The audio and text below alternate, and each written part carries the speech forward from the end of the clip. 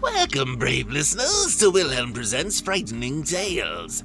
I'm your host, Wilhelm. Tune in each week where I entertain my listeners with another dark and creepy tale of the paranormal, donated by authors from around the world. If you're an author of some paranormal fiction and would like to share a story with my listeners, submit one at frighteningtales.com. While you're there, tune in for more than 40 hours of previous content. Today's episode is written by Lindsey Goddard. Now, Lindsey lives in Missouri, but wishes she didn't. Her first novella, Ashes of Another Life, was released through Omnium Gatherum Media and is slated for release as a full-length novel in 2024. Her fiction has been published by Dark Moon Books, the Sinister Horror Company, and ZBF Books, and also appeared in Gamut magazine.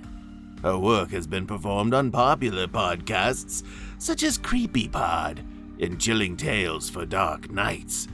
She is the author of 4 short story collections. When not writing, Lindsey runs WeirdWideWeb.org. You can learn more about her at LindseyBethGoddard.com. That's Lindsey, E-Y. Now, for today's tale, give me something good to eat.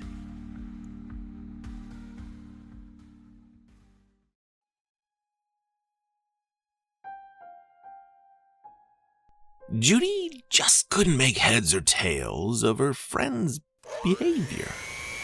Carolyn possessed an almost gleeful energy as she mixed pumpkin puree, seasonings, and milk and poured them into a pie crust. She brushed stray crumbs into the sink and breathed the scent of spices, nostrils flaring, eyes alight. So, what made you decide to bake a pie on Halloween? Judy asked. I always do, Carolyn replied. Jack-o'-lanterns and pumpkin pie. It made sense, Judy thought. But watching Carolyn, who on a normal day was a grieving mother with the weight of the world on her shoulders, buzz around a kitchen in a flurry of cheerful activity, it unsettled Judy. The doorbell rang, and Carolyn's lips stretched into a thin smile. More costumes, she said. She patted a streak of flour from her apron and reached around to untie it. Judy felt her eyebrows knot together at the bridge of her nose. What in the hell was Carolyn so happy about? Wasn't she saddened by this night? The anniversary of her son's disappearance? Maybe she was trying to put the past behind her. After all, it had been 3 years since Jacob had vanished. Everyone knew, without saying, that Carolyn's boy was never coming back. Carolyn grabbed the orange and black bowl from the counter. Nearly empty, she said, glancing at the clock. These will be my last trick-or-treaters then. Sometimes the kids go until 9 o'clock. Do you need me to run and grab some candy from the house? No, I've got plans, Carolyn said, heading to the door. Judy pulled a Snickers from her pocket and nibbled on it while Carolyn answered the door. So, she inquired, once her friend had returned, you have plans? Carolyn grinned, exposing pearly teeth. Oh, yes, I'm visiting Jacob. Judy choked on the Snickers bar, the shock of it catching her mid-swallow. She wiped her mouth with a napkin. You're what? I'm going to see Jacob. Judy set down her candy, examining her troubled friend, trying to read those blue eyes. She locked her fingers in a prayer-like position, twiddling her thumbs as she contemplated what to say. But, honey, I'm afraid that's just not possible. Jacob's gone. He's been gone for 3 years. Come, see for yourself if you don't believe me. Tonight is special. You'll see.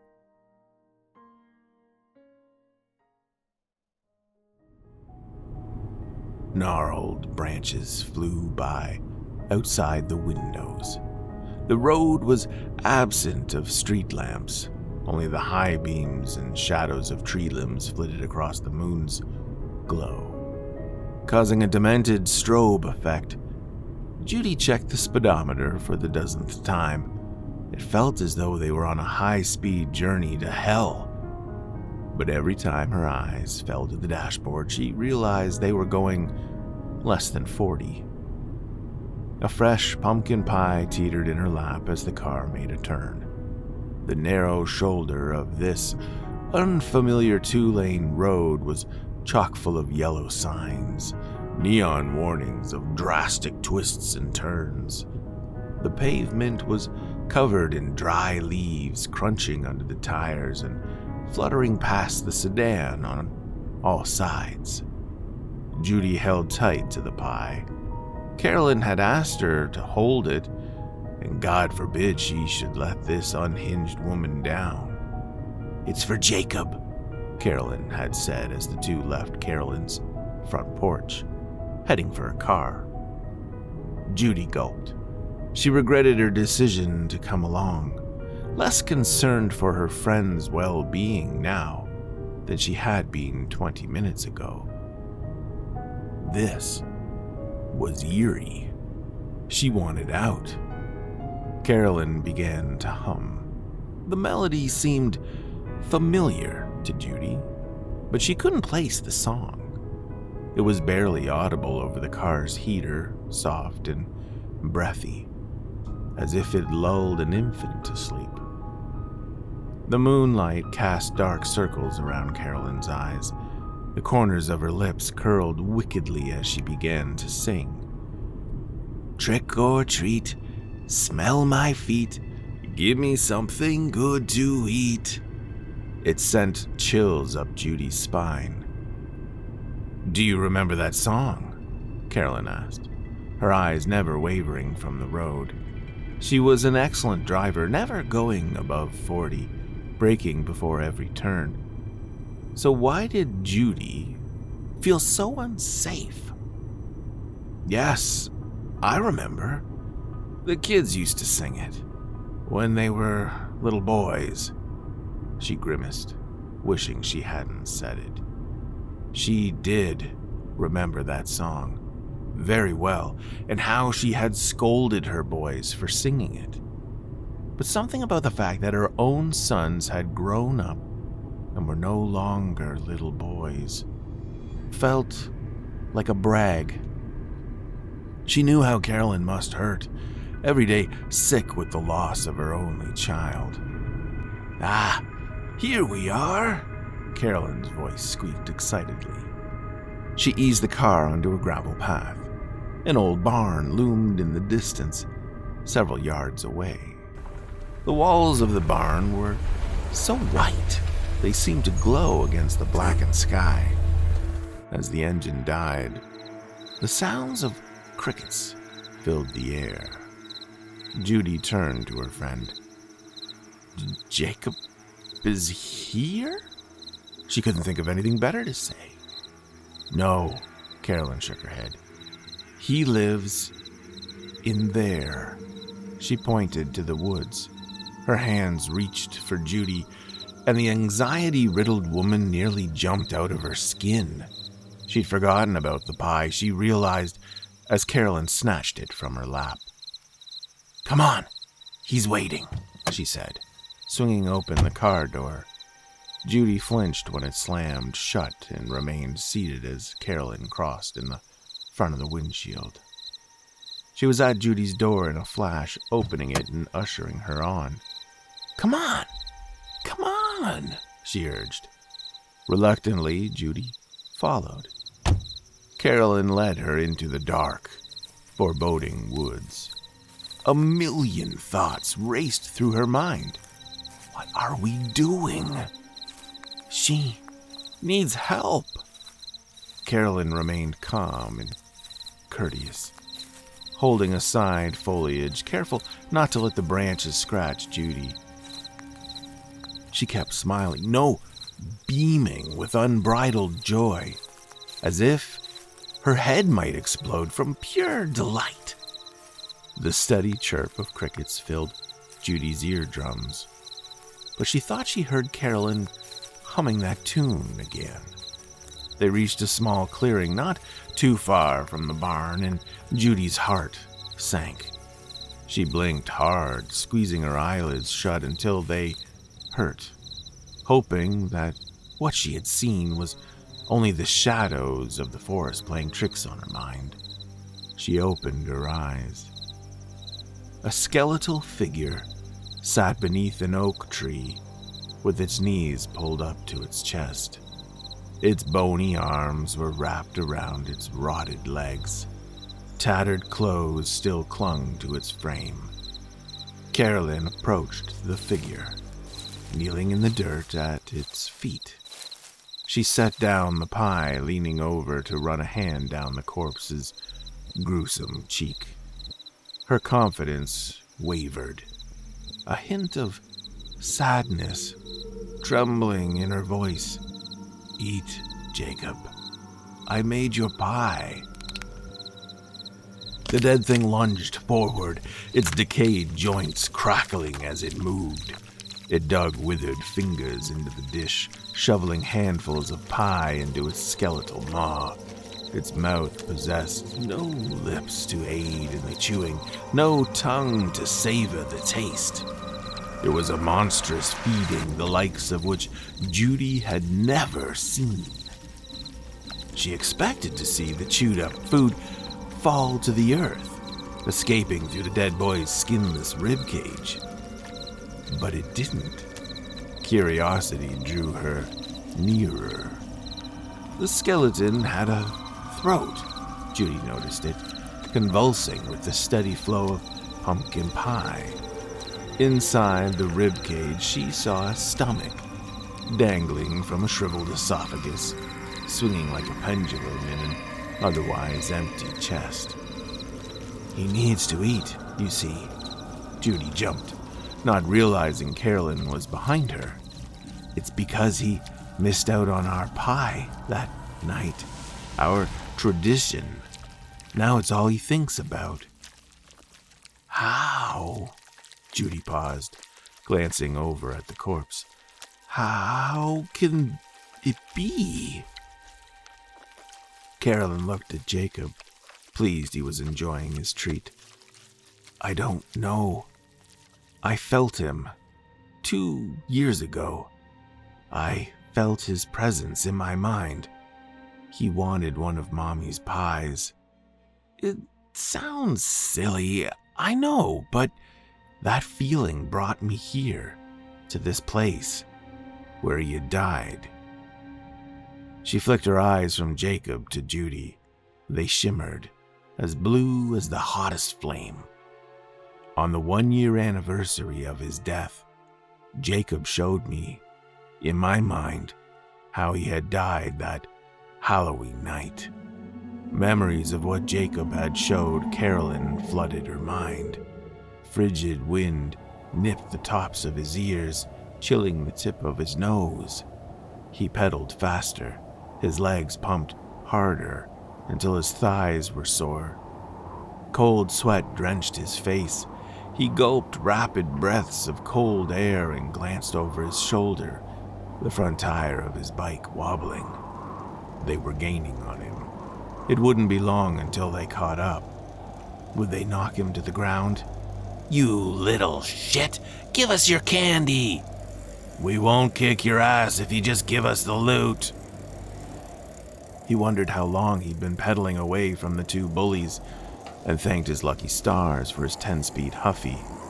Last year, the older boys would have caught up to him in seconds, but this new bike he'd gotten for his 11th birthday was fast. Jacob got a brilliant idea as he spotted a barn in the tree-studded distance. What if he were to leave his bike by the barn and hide in the woods? The older boys would assume he was hiding in the barn, After searching it from top to bottom, they'd likely give up and go home. It was worth a shot. He was so tired of pedaling. He rolled down the gravel path, propped his bike against the barn's white exterior, and made a dash for the trees. His heart raced as he stumbled over roots and underbrush. He found a clearing. Looking for a limb low enough to climb, he grabbed hold of an old oak tree and pulled himself up. Even if the older boys decided to search the woods, they'd never find Jacob in the branches of a tree. He would just wait it out until he heard them leave. "Screw this," he heard when they had emerged from the barn. "Let's take his bike and throw it in the woods. Hear that, you little piss? Come and get your bike. Get your bike or you'll have to find it." Jacob forced his throat to swallow. It was suddenly very tight. Not his bike. He loved his bike. He began to scramble down the tree, but his costume got snagged on the sharp end of a broken branch. His body twisted the wrong way and he fell, landing in a crumpled heap on the muddy forest floor. He felt cold. Sharp pains ran up and down his leg. There was blood in the grass, the dark veil of the night turning the puddle from red to black as he lay helpless in the woods, tears streaming down his face. He could only think of one thing: Mama's pie.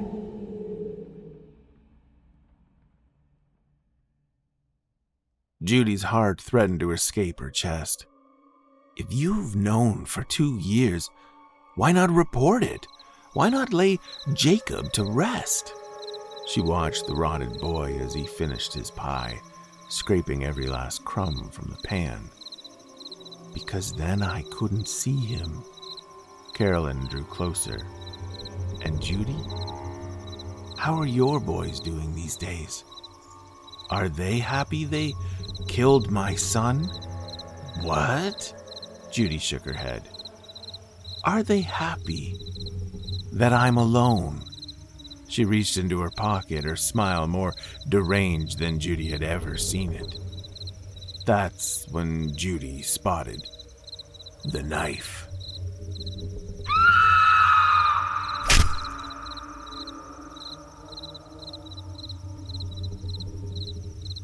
Carolyn kissed him, embracing his meager form. Jacob didn't need flesh to feel love. His bony fingers combed through her hair, leaving bits of pumpkin pie in their path. They rocked gently together, mother and son, beneath the moonlight in the oak. He pulled away from her, slowly, running a rough fingertip over her lips.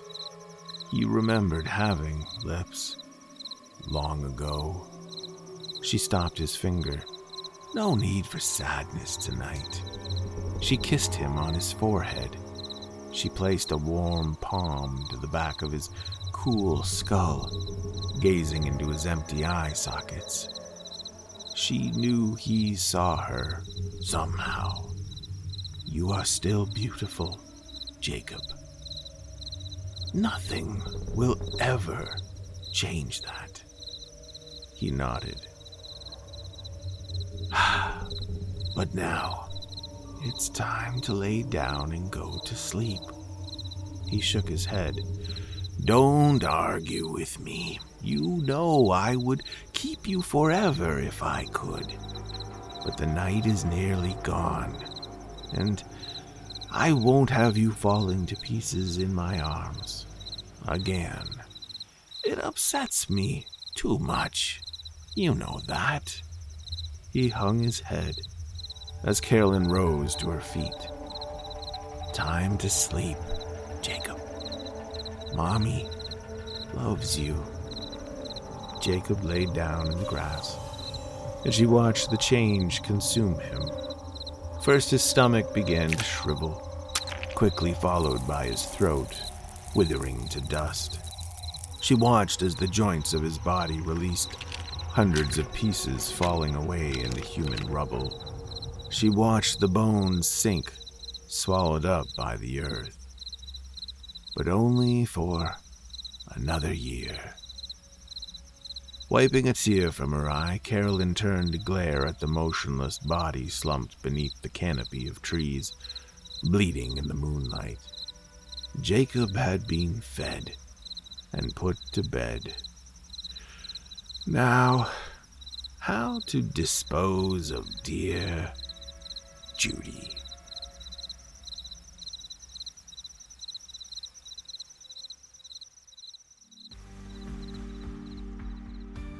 Thank you, brave listeners, for joining me on another dark story. I urge all my listeners to go out and find more content by our weekly author, if you're not too timid. If you enjoyed today's story and you've tuned in on YouTube, please click the like button. And if you don't want to miss further stories, click the subscribe button. And if you are present today on Spotify and enjoyed the story, you're only more than welcome to leave a comment. And if you're on Apple Podcasts, please leave the show a rating as you see fit. All these little things help the show. And wherever you listen, please do me a favor and share today's story, if you can.